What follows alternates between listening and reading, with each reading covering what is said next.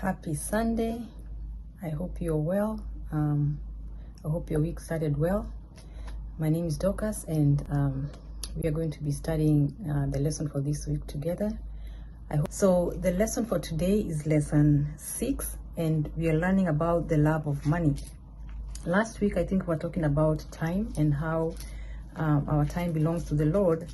And this week, we are learning the same thing, that we have money as a resource which God has blessed us with. And it's also something that belongs to God. He's given us as a talent to use wisely. Our memory text for today starts from Haggai 2 verse 8, and it says that the silver is mine and the gold is mine, saith the Lord of hosts. So when he's talking about the silver and the gold, we're talking about, basically talking about money, or the commodity that we use in exchange for whatever we need. In the study in the Testimonies for the church, it says, in all our expenditure of means, we are to strive to fulfill the purpose of him who is the Alpha and the Omega of the Christian effort, of all Christian effort. So really, this is a study that we have to think about very hard, because money is something that we all have, and I believe we all are challenged by the lessons that we are going to be learning today. And so it's really something to pray about and think about. On Sunday, we learn about hearts revealed, and it's talking about how, how much do we love money, or where do we place money instead of in place of other things.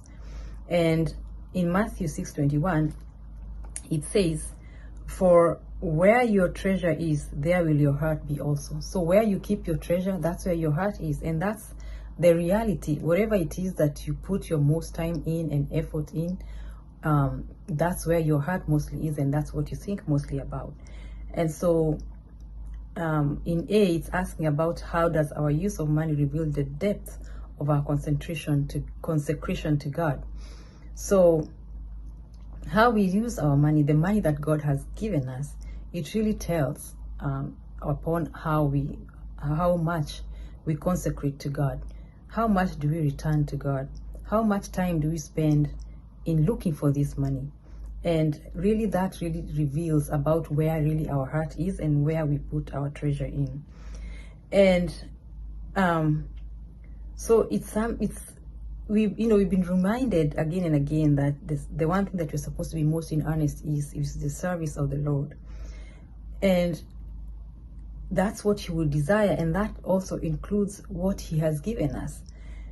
And so the means that we are supposed to be asking, Lord, here is the means for which thou hast made me responsible. What will thou have me do with it?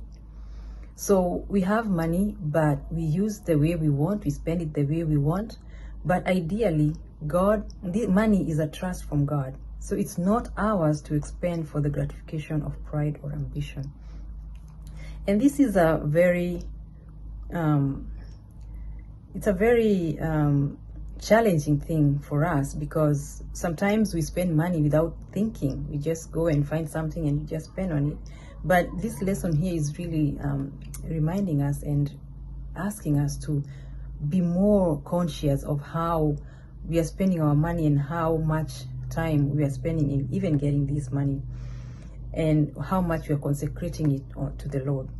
In question B, it's asking about David's devotion to God, and how was David devoted to the Lord, and how does that affect us, or how is that a rebuke to us? Because it shows that in 1 Chronicles 29 verse 3 to 5, it tells us, 1 Chronicles 29, moreover, because I have set my affection to the house of my God, I have of mine own proper good of gold and silver, which I have given to the house of my God, over and above all that I have prepared for the holy house. And that's just verse 3.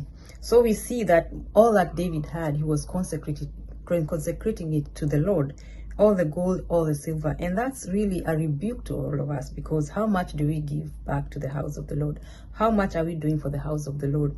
Is the house of the Lord struggling while we have the means and we are not apportioning anything to it? So he continues to say, even 3,000 talents of gold, of the gold of Ophir, and 7,000 talents of refined silver, to overlay the walls of the houses withal. The gold for things of gold, and the silver for things of silver, and for all manner of work to be made by the hands of artificers. And who then is willing to consecrate his service this day unto the Lord? So David gave his best to the Lord and for the house of the Lord.